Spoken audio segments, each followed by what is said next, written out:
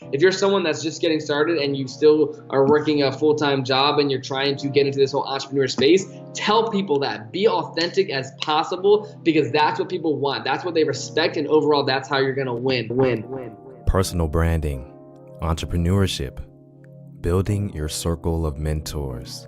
That's what we're talking about here on this episode of The Muse Report. Thank you for tuning in, man. I know I'm late. I know I'm a little late on this Tuesday, but man, the series of events that have happened before releasing this episode have just been absolutely crazy. Everything that could possibly go wrong for me not getting this episode out to you seemed to have happened, but I was determined to get this episode out this Tuesday because I committed myself to doing the work for this podcast. So here we are, and here you are listening, and I'm glad to have you here.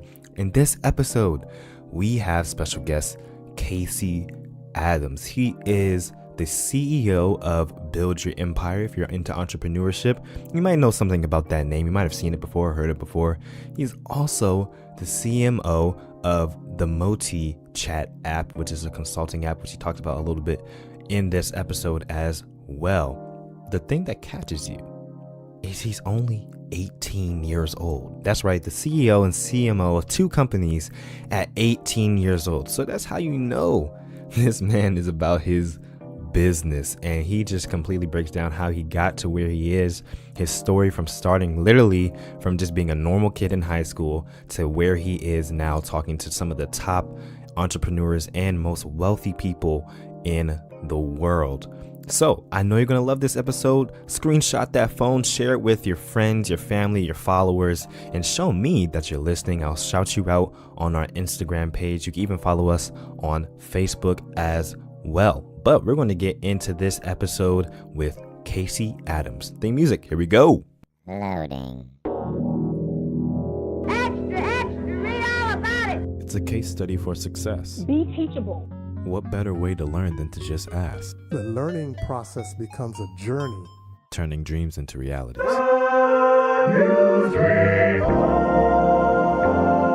Part of execution is totally believing whatever you're doing is going to work.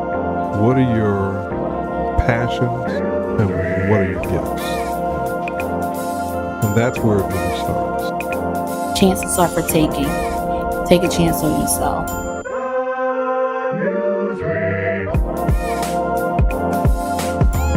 Any and everyone is capable of being a leader.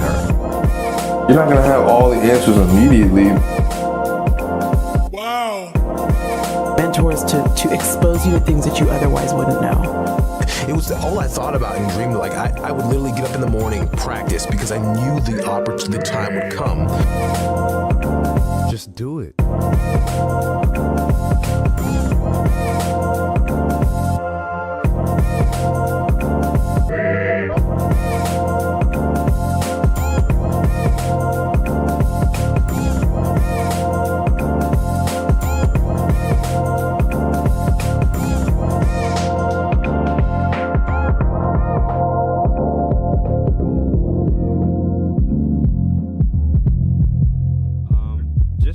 Start off for people that in my audience that may not know who you are, because it's not necessarily just entrepreneurship, it's more self-help and self-development, so not all of them are kind of into the business thing, but just give like a brief overview of who you are and what you do.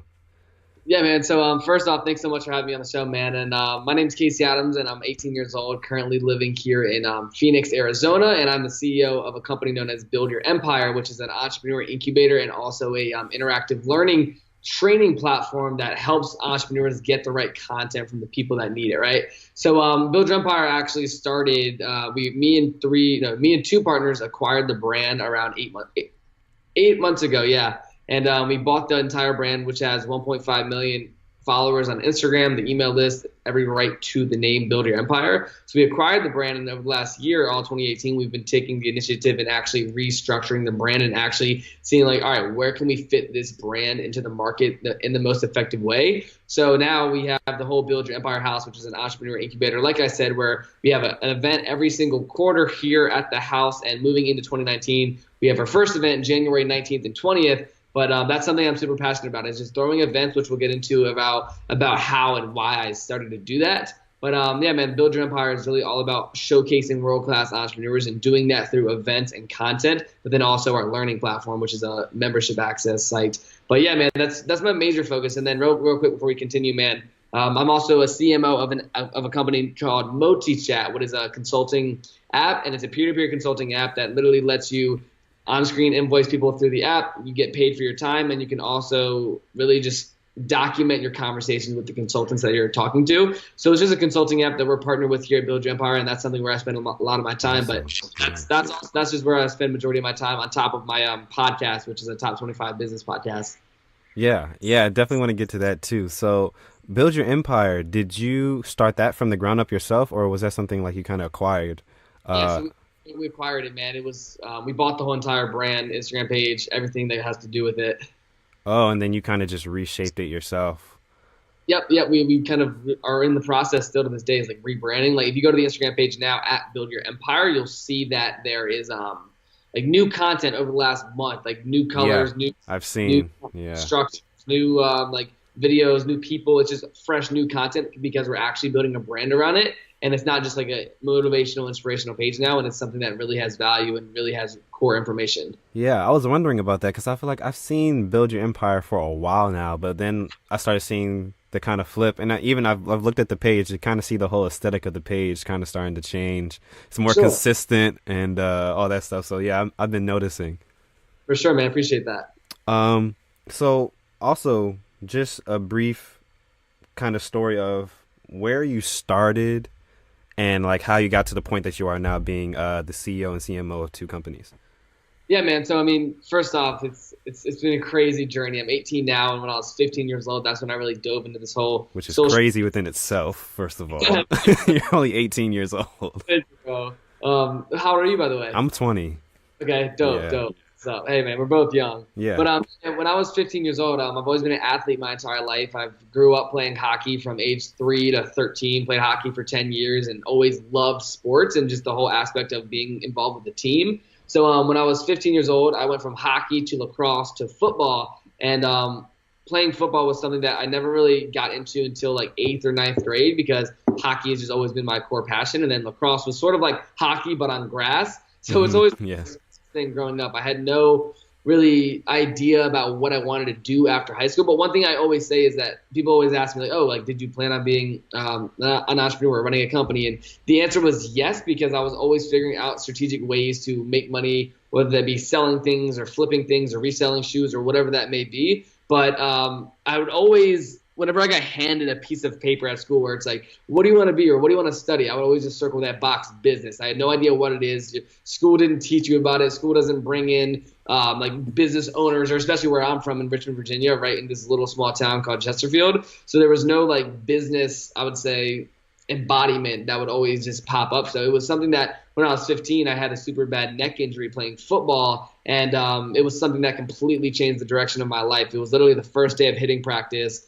When I was 15, I was super pumped up about to play varsity football for my high school, and I was playing for the last 2 years on JV, and I was super passionate about football. And then this literally one day, there was like this one it was called the B drill, and it was like head-on collision with another opponent, and I ended up hitting my head on the ground weird, and I was diagnosed with interspinous ligament damage.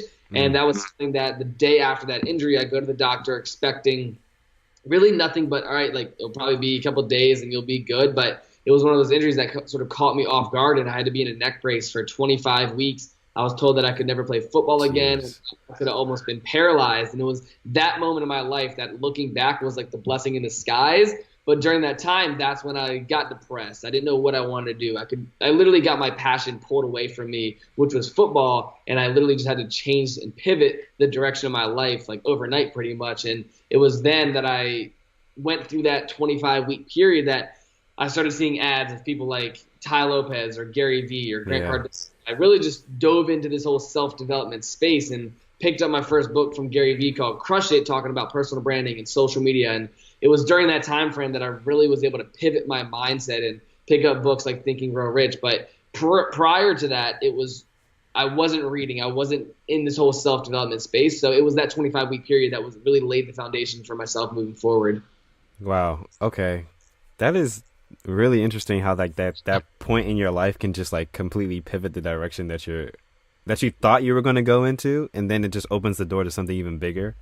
Yep, for sure, man. It's definitely it was a crazy journey in regards to just like what happened prior to that, because it was something where like I started reading Think and Grow Rich or How to Win Friends and Influence People, but the main component, which I want a lot of people to understand, was things don't happen to you unless you make them happen, right? I mean, for example, building a personal brand on social media or connecting with people, doing this podcast, man, you reached out to me, you were consistent. That's the same way I am when I'm reaching out to people that I'm having on my show, right? Yeah. I think the big misconception of people that are just getting started, or for example, myself when I was just getting started, it was like saying, all right, I want to do this and this and this and this and this. And then a week later or a month later, nothing's happened. And that's one of the biggest things that I think people run into. So my mindset when I got started was, all right, I want to build a personal brand on social media and I want to meet people. Those are my two biggest components of the direction I wanted to head in. And that's still it to this day. It's like, all right, I still want to build my personal brand. I've built this brand now to 250,000 followers, and I've been able to connect with all these amazing people and interview them. But what's next, right? And I think it's always understanding that, like what Gary Vee says, you're only as good as your last at bat. So it's a progression. You always have to fall in love with the journey, and that's something I think a lot of people, they get caught up on that one thing where if they accomplish it, they're gonna chill out, relax, and say, all right, I quote unquote made it, or I did this, and let me take some time off. So I think the biggest thing is understanding where you are now, where you want to be, and then what's next, and then following that journey through. But I'm kind of going on a tangent now, man. No, it's all good. And like, I mean, like I said, this is kind of when I notice I get the most valuable information when I really pursue what I want to know, and it just turns out that like other people have the same questions. So I'm going to really be digging into the details of like how you got to where you are, and I'm going to try to like get through them as quickly as I can. But when you first started, did you know that, like you said, that the two things you were focused on was like building your personal brand and meeting people? So like, was that how you started to say, okay, well, these are the two things I want to do, where do I go from here? Or was it like, I want to build my own business, how do I start? And then did you decide to start meeting people and building your personal brand? Like, what was the order of that? Yeah, man. So I'll tell you it super simply. So number one, when I first followed Ty Lopez, you know who Ty Lopez is, right? Of course, yeah. So, yeah. Ty, he was a huge, and still to this day is a huge mentor of mine in regards to like my mindset towards social media and business overall. He was the guy that definitely sparked interest, and I got into his 67-step program, and that was my first course that I bought. I think I remember me and my buddy, we split it like $33 each at the time because I had like no money, right? Because it was something that I dove into head first, 67 steps, and I went through this course when I was in my neck brace. And through that course, he's talking about social media. He's talking about the good life, health, wealth, love, and happiness. So that was my, I would say, first dose of self-education. But in regards to business and networking with people, like during that time frame, I probably had 1,000, 2,000 followers just from like good friends at home, high school, right? Nothing more than just a normal kid on social media, just posting his average Friday night, right? Yeah. So the first, I would say, business step that I took was Rise the Young. That's something that obviously my podcast is called Rise the Young now. I wrote a book called Rise the Young. But I first started this, it was like a clothing brand where I was selling different wristbands at school, and I was selling T-shirts, trying to make money and trying to create this quote unquote brand at the time that I didn't really know what I was doing. But that was my first like jump start, because I was going through this 67-step program, me and my buddy Aloric, and we started this brand. We started ordering T-shirts for like $100, got like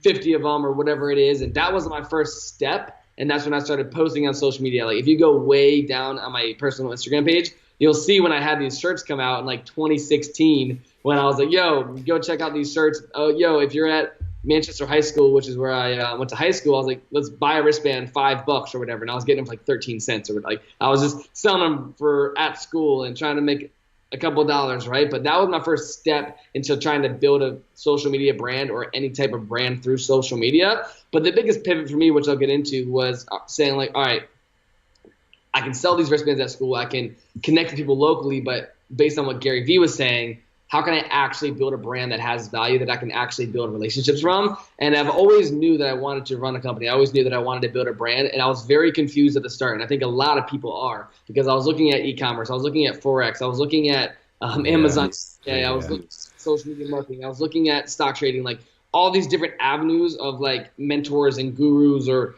all these people that were popping up. And it's even worse today. There's so much abundance of information out there that understanding where you want to go is the biggest thing you have to figure out. You have to really commit to something. And when I first got started, I knew that number one, I wanted to make money online or make money in any way I could through social media. And number two, that I wanted to build relationships with people through social media, but I had no idea how I was going to do that because I didn't understand the concept of building a personal brand at the time.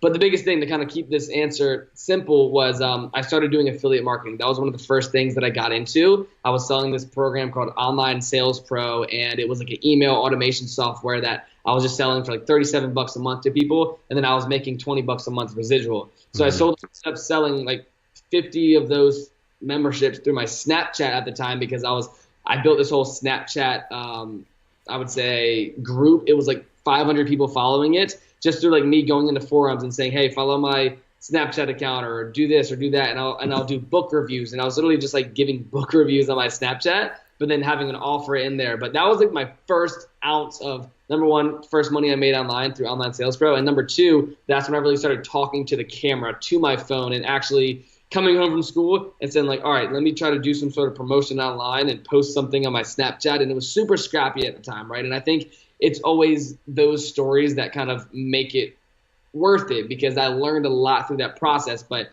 back to the question, it was that affiliate marketing, I would say, opportunity that I jumped on that led me into meeting Caleb Maddox, who's a great friend of mine and someone that if you're all listening, you're not following Caleb, make sure you go follow my man Caleb Maddox. But it was that first dose of just promoting something online and starting to make money online that sort of piqued my interest in saying, all right, well, now how can I actually build a brand? But that was going into 2017 that I was starting to do all of the online stuff regarding selling stuff or affiliate marketing or trying to build an audience. But hope that answers that question. But it was mainly the first was that affiliate marketing route. So after you kind of started getting your feet on the ground by doing, which of course is the first step, do something. What were the steps you took to kind of like, okay, growth? For sure. I'll tell you a story, man. And I think this is the biggest thing that I kind of, whenever I tell people about a pivot point, because I think it's all about, and I always kind of condense things down to like, and I always ask people these questions as well when I sit down with them. It's like, all right, what was that pivot point where it's like looking back, what was that moment where you're like, wow, this was the day or the moment or the opportunity that next direction and maybe like kind of pivot my course. So like I said, regarding that whole Snapchat marketing thing, Caleb Maddox, are you familiar with him? Yeah. So Caleb, this was the end of 2016, and I was building my Snapchat audience. I was selling some stuff online. I was trying to get press, and I had this like local news station come out to my house and do like an interview on me, and they were talking about like, oh, making money online, and you were in a neck brace for 25 weeks, and how you made that transition, and they just wanted to do a news interview on me because I was reaching out to like 50 reporters a day trying to get press to then build my brand, right? So I remember Caleb Maddox saw this interview that I did, and I shouted him out, and I was like, yo, huge shout out to my man Caleb Maddox for being a huge inspiration to me. Make sure you go check him out. And this was like a news article, right? So Caleb ends up hitting me up, and if everyone isn't familiar with Caleb, he just turned 17. 17-year-old millionaire. He's published 9 books. He speaks on stage for $25,000 a pop. Legendary kid.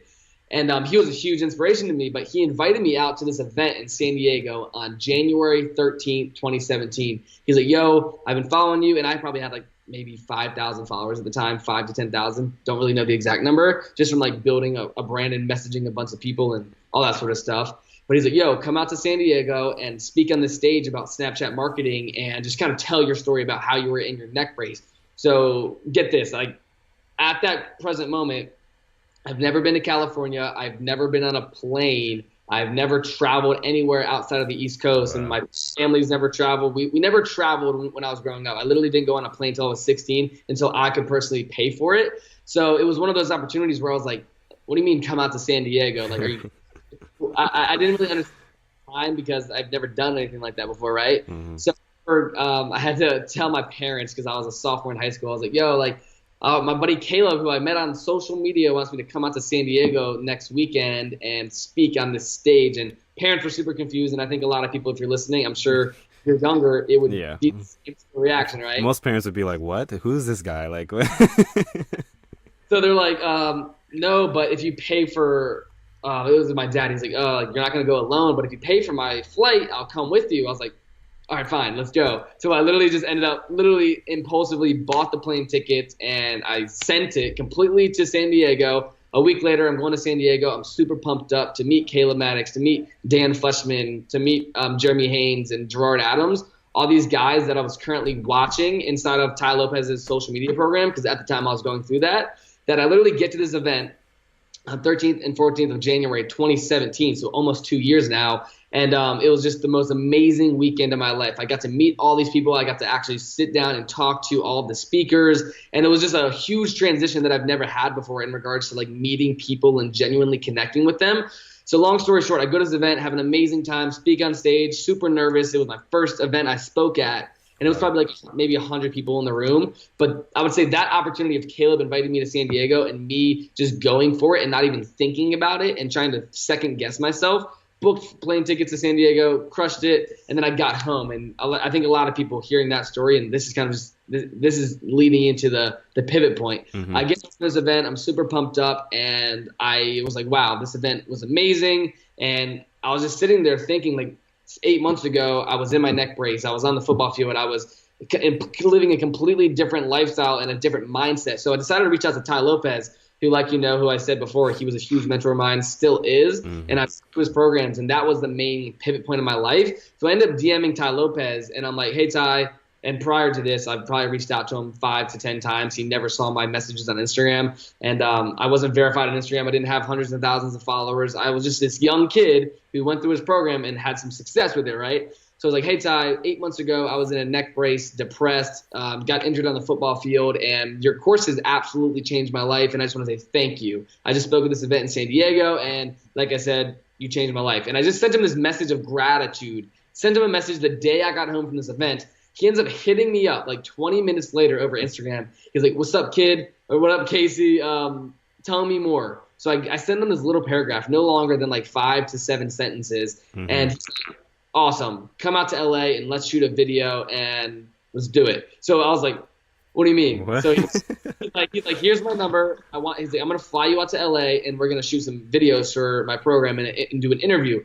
So I'm like, oh my gosh. And like, it was that moment that I recognized what was possible with social media from just a simple message. And I think that goes back to my whole core belief, which is only a DM away. You're only a conversation away. You're only a call away from that next pivot point in your life. But back to the story, Ty, 2 weeks later, I missed like 3 or 4 days of school. He flies me and my mom out to LA. First time ever going to LA, and it was just such an eye-opening experience. He puts me in a hotel. I go over to Ty Lopez's famous house. That thing is huge. Yeah. It's awesome. But back to this point, though, it's like that was my pivot point where I literally go to Ty's house, and this was like a week after this amazing life-changing event in San Diego. He flies me out. I got to meet him. I meet all these cool people at his house, and I met this guy named Jaden Gross, who's also a huge mentor of mine. And then the next month, Jaden ends up loving my energy, loving what I'm doing or what I wanted to do, end up making a great relationship with people that I met at Ty's house.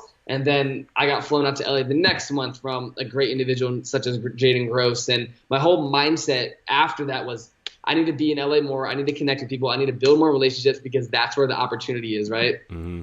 So then I dedicated all of 2017 to literally booking a flight out to LA like once a month because I was making some money. I had a social media marketing agency at the time for personal branding, running different ads for individuals or companies in general. And that's how obviously I was able to afford that. But all of 2017 I dedicated to just meeting people, throwing money at experiences. And I think that's something that a lot of young people need to get in the habit of is saying, all right, don't spend your money on this or that, but spend it on experiences because that's what's changed my life. It was booking that.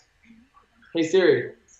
That's what happened there, guys. But it was one of those things that the pivot point was that DM with Ty, right? And I just I want to wrap this up and just say that experiences and actually taking that leap of faith to go to San Diego to send that DM to Ty, it's the little things that matter. And it was that, I would say, weekend in San Diego that led to Ty flying me out that started this whole momentum ball moving into 2017. Cool. Just one last thing. Like, do you think I saw what you've done. This is like maybe 2 years ago when you really started getting off the ground. Do you think that has changed at all with the way things are set up in going into 2019? Here's the thing. So regarding social media or branding or what Yeah. exactly? Yeah. So social media and branding. Yeah. So yeah, I think one thing that I do want to touch on real quick is just so currently what I'm doing now, obviously we have Build Your Empire, we have the events every quarter, we have the personal branding agency and the interactive learning platform, and I personally do a lot of consulting with people in regards to building a personal brand. And the one thing that I didn't really touch on as well as my podcast, I've been able to interview over 80 world-class entrepreneurs: Gary Vee, Grant Cardone, Andy Frisella, Jake Casson, Ty Lopez, Ed, all these amazing world-class entrepreneurs that have actually Thank you, man. But here's the biggest thing. All of these guys have built a brand that is recognized by millions and millions of people, right? And if you understand what they're doing and try to replicate that, you're not going to win. You don't want to replicate someone else. You just want to pick out and pick and choose from individuals that you respect, because a brand is something that's geared towards you. I see a lot of people, young people in particular, where it's like, all right, they want to be Grant Cardone, they want to be Ty Lopez, be Gary Vee, and that's not the key. You have to be yourself, but then pick and choose and study what these other people are doing regarding their content creation, regarding how they're putting out content, regarding how they're connecting with people. Like, for example, Gary Vee, he took like 25 minutes of his time out in March for me to come by the office. I did a little interview with him. I asked him a couple questions, but the fact that he did that makes me understand that the value of doing that now in the position I am, to give away free calls, to talk to people, to just get my story out there, is very important. So I think moving into 2019, for everyone that's listening, that's trying to build a personal brand, that's trying to gain influence online, that's trying to network with people, is number one, and that is being authentic. If you have a message, you have a story, which everyone does, whether that you're just getting started or you've sold a company for $100 million, whatever it is, you have a story to tell, and building a personal brand is committing time and energy to telling that story over time, right? So I think the biggest thing about building a personal brand moving into 2019 is commitment. If you're 50% committed to building a brand and you only think about it maybe 2 days a week and the rest of the days you're just on Instagram scrolling and consuming, you're not producing, you're going to lose. End of the story. So I think the biggest thing you have to do moving into 2019 is number one, committing to building a personal brand. Number two is discovering your 3 brand pillars. And this is something I talk about a lot whenever I'm speaking. It's really understanding why you want to brand yourself, how you want to brand yourself, and overall what that looks like, right? So for me, for example, on my personal brand, if you go to my Instagram page, it says, I interview world-class entrepreneurs. That's one of my pillars. Number 2 is I am the CEO of Build Your Empire, so I'm running a company. And number 3 is just you see me traveling and networking a lot. Those are my 3 brand pillars, which is podcasting, networking, and then Build Your Empire. That's what I want people to know when they think about me, right? When you read my Instagram bio, you know exactly what I want you to know, and it's being super clear and transparent within that first line of your Instagram bio or your YouTube bio or whatever that is that matters the most. And moving into 2019, there's so many people trying to build a brand, and the thing that separates someone that's, for example, myself from another 18-year-old is the consistency of collaborations and the willingness to get rejected. I've DM'd so many different people, hundreds of people.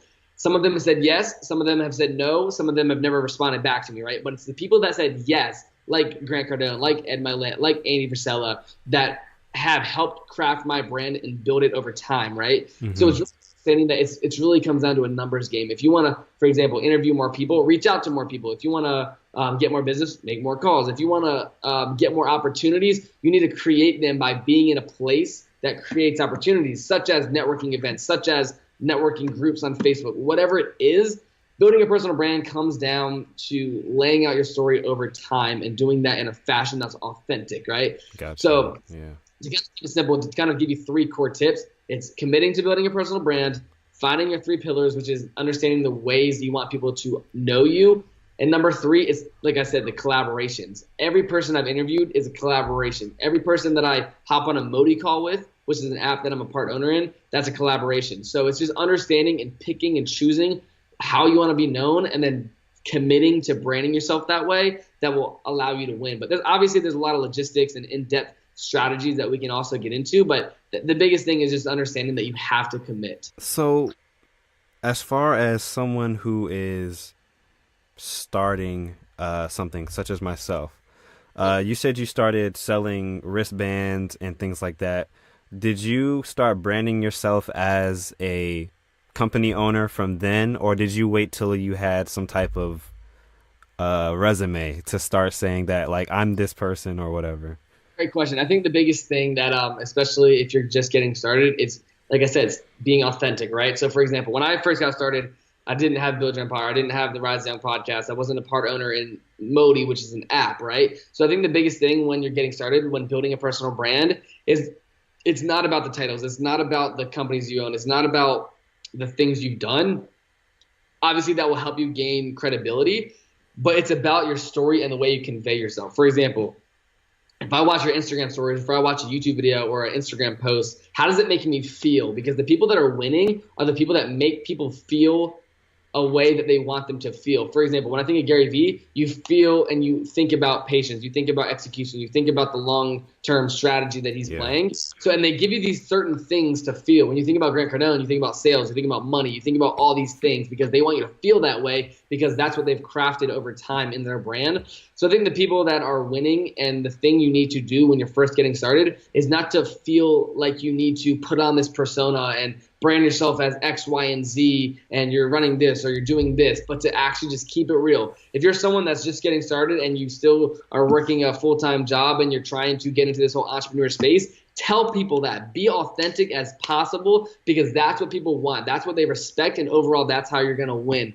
There's no shortcuts to building a brand. It's consistency and collaborations are the key. But if you're just getting started, it's understanding how are you different. Because I see so many people, and this is just keeping it real, where boom, they're getting started with e-commerce. They'll say e-commerce expert, or they'll say e-commerce in their bio, or e-commerce or real estate or stock trader or whatever it is. People don't like those big labels. They want to keep it real. For example, my good friend Charlie Jabali, he's a Nike athlete. He managed 2 Chainz for 10 years, and he has his podcast where he just tells stories. He doesn't give you tactics. Yeah, I've been meaning to look into that. I heard him on Drama's podcast. I heard him on Short Story Long. Yeah. Dude, no, Charlie's a beast, and so is Drama. And even, for example, Drama, and the point I want to get to is that people don't care about this or this or that. Oh, you've done this or this or that. They care about what you're giving them, and they care about the information you're providing in the most authentic way, and doing that in your own way, because no one wants to hear you replicate Gary Vee's content, put it out there, and make it the same exact content. They care about what your story is and the things that you've been through, because that will resonate with its own crowd. And obviously, I just want to keep it completely transparent real quick. Like, there's major levels to the game of especially building a brand. Like, for example, I walk into Gary Vee's office. There's 32 people dedicated to Gary Vee's brand. He has an entire team. Right. Ty Lopes, his house is a full content studio 24/7. Grant Cardone's office, you walk in there, there's 50 people making phone calls. He's in the back office, which has a studio probably worth $200,000. Like, people that are just getting started don't think that everything has to be perfect. I started my podcast with the same headphones that you have on right now into an Apple headphones, right? Like, it's not about being fancy. It's about making things happen and just putting out content, because that's how you're getting to the consistency of putting it out there, right? Because there's so many people like Gary and Grant where they've made a lot of money and then they built their brand. So it's a whole different mindset for people that are 18 to 25 that may be just getting started, is that it's not about trying to put on this image and trying to say, oh, I've done X, Y, and Z. It's about putting out your journey, and that's the commitment. You have to literally commit to life to building a brand, because, for example, if a company fails, let's say Build Your Empire, whatever it is, you still have your personal brand. A personal brand is you forever for the long term, and you always have that reputation. Me and my buddy Tristan, we just did a podcast, and it says, people don't know your character, they know your reputation, right? Wow. And if you can build a quality reputation online from the content you put out, from the collaborations you're doing, and from the consistency of it, you will always have that until proven wrong, right? So that's the biggest thing when I say building a brand and learning from all these people, especially when you're young, is just document the journey, talk about what you're doing day to day, talk about the struggles, talk about things that are not sexy, and that will allow you to win for sure. For sure. And I feel like that's really what wins, because I feel like we try to make up some things or try to put things out there that aren't legit just so that we have some type of clout or street cred. Dude, for sure. But what was your pitch? I mean, you're getting all these people. I'm sure you had to have some type of strategy of like, this is what I'm pitching and this is how I get people's attention.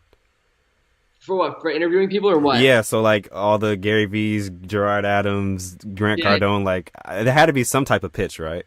Yeah, for sure. So here's the number one thing. I think there's two main keys because, for example, I have a lot of people that hit me up to do interviews. And for example, you hit me up a lot. I checked out your stuff. Super dope. You're killing it. You're consistent. You have a core message that you're trying to put out there. But it's all about not just you reaching out, but it's the persona that you're building in the brand you're building. For example, you like Grant Cardone, Gary Vee, Ty Lopez, all these guys. It's a very small circle. Everyone knows everyone. I'm sure if you're watching this and you heard about these guys, you know that it's a lot of these public figure entrepreneur people. If there's a small amount of them compared to like NBA players or X, Y, or Z, right? Yeah. So the biggest thing that I've learned regarding pitching or asking someone to be on my podcast is that it didn't start with those people. It started out with me calling my homie Kieran, that was a great friend of mine that's just getting some success in the automotive marketing department, right? So I'd call up my friends. I would call up the people that I already have in my network, like Jaden Gross and Jeremy Haynes and Kieran O'Brien and like all these great friends of mine. It didn't start out me interviewing these people. I started to build my craft and started to interview people that I knew. And I think that's the biggest thing. People try to jump from 0 interviews to Gary Vee in day one. Yes, some people will get lucky. Like I know Gary Vee, he'll do that to people if you're able to get in touch with him and you have a good pitch, right? But that's not practical. You want to start with something that you can do today, such as calling your buddy up that maybe is building a brand and you want to know how he's doing it or know what he's going through, know his struggles. So the biggest thing I think, especially when interviewing people or like you said, how do you get these big people on your show, is coming back to the conclusion of that's not where I started and you shouldn't either. It should start out with people that are just like you, that are in your network, that are great friends of yours, or people that are just like similar to you in what way, whether that be their age or maybe they're just getting started. But then once you've done that and you actually have a reputation of doing 5, 10 interviews, then you can reach out to people like Grant with just a wing saying, hey, Grant, I have this podcast called X, Y, or Z, and I've interviewed, let's say, this person, even if they don't have a brand. I've interviewed 10 people over the last 6 months or over the last 60 days, and your content has truly impacted my life, and it'll be such a pleasure to have you on my show. And literally, when I'm reaching out to people, the biggest thing that I think I do different is I don't just ask them to be on my podcast. I give them value based on the value that they've given me. Meaning, I say, for example, when I reached out to Grant, it's like, dude, you literally helped me change my life from the books that you put out there. I've read 5 of your books because I truly have, and he's truly added value to me. So I'll let him know that, and then I'll tell them, hey, man, by the way, I have a business podcast and I've interviewed X, Y, or Z, naming the people. I'd love for you to be on the show. But the biggest thing I think what I've done differently is before I reached out to those people, I tried to interview their friends. I tried to interview Grant Cardone's right-hand man, or let's say someone that knows Grant Cardone, or Grant Cardone knows them, like let's say Gerard Adams. I try to interview people's associates because that's how you get to them. You don't want to know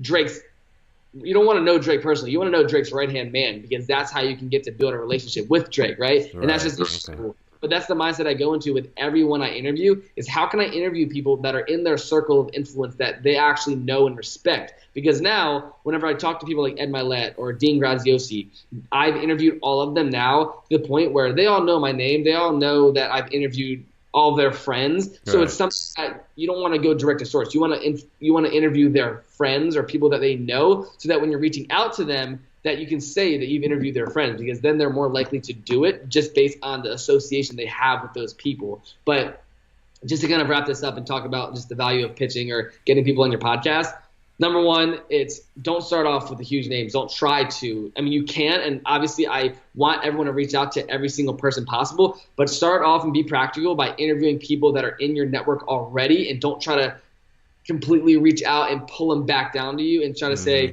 0 to 100. You want to start with 0 to 1, 1 to 2, 2 to 3, 3 to 4, and start building those stepping stones before you completely interview all these big people, because then you have more experience, you have more leverage, and you have more credibility. And you'll probably be better at it by then.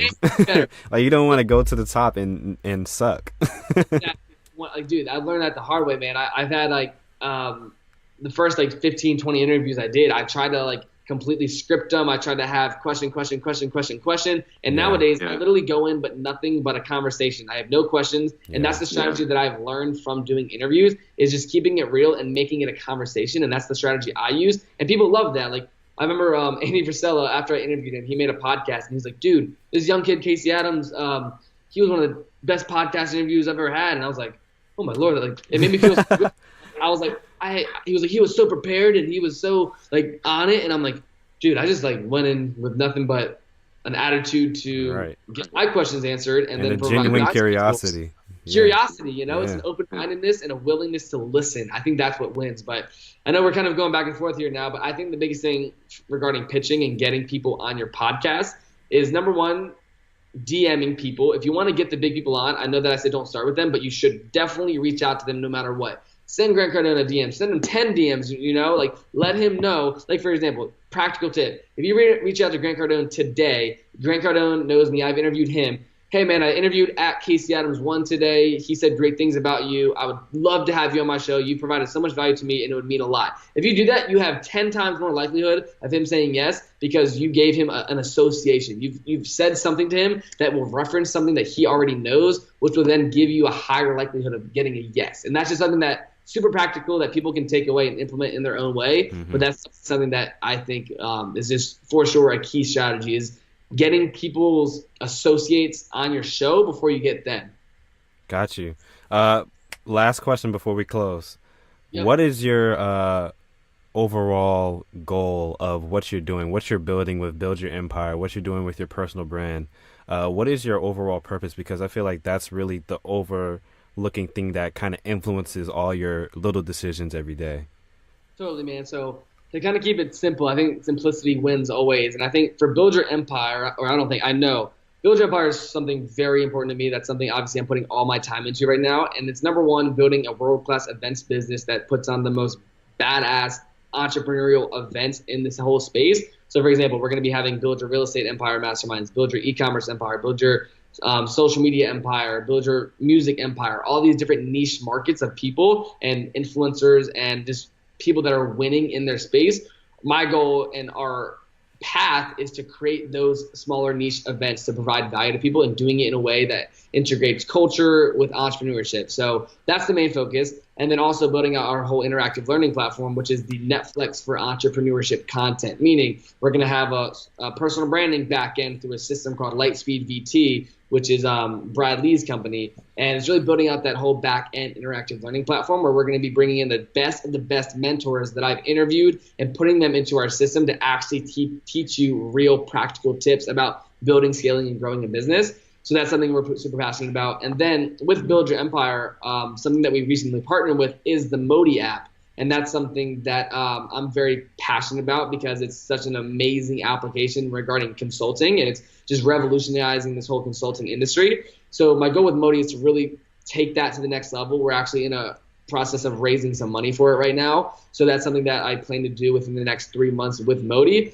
But I would say the overall goal, man, is providing value to people, providing value to entrepreneurs that are younger, that are actually building their empire per se, and to give them real tools and real mentorship through people that have actually built their empire, such as the David Meltzers, the Grant Cardones, the Ed Miletts, the John Malotts, the Joshua Denny's, who's my business partners. But the people that are actually winning and they've won over a consistent amount of time, those people that you need to listen to, right? So that's the overall goal here, is to provide inspiration and education to entrepreneurs in this next generation. Awesome. I really appreciate you taking the time, Casey. Definitely a power pack value episode that I'm super excited to release.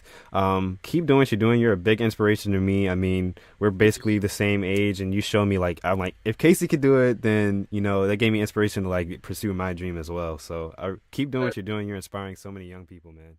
Thank you, man. It means a lot. That's it. I hope you enjoyed that episode with Casey Adams. He drops so much knowledge about just building your own personal brand, how to reach out and build your circle of mentors one by one.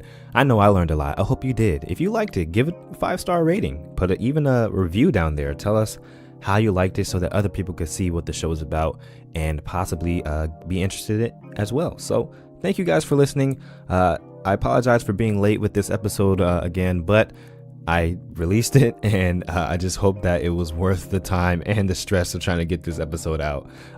Thanks, guys. I'll talk to you on next week. Oh, that's the end of our MRP episode. Thank you for listening. Everything but it's time to go.